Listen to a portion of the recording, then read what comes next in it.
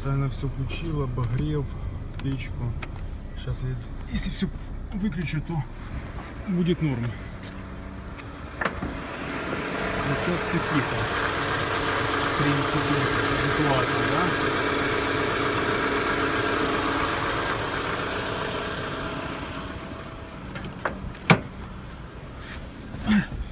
Так, всю эту балалайку обратно включаю.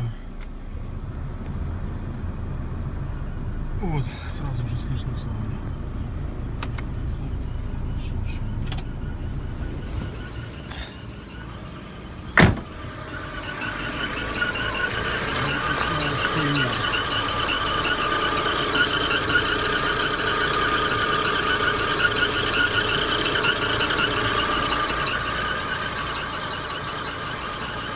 Короче, кто знает, подскажите, что может быть при нагрузках, при ГРМ.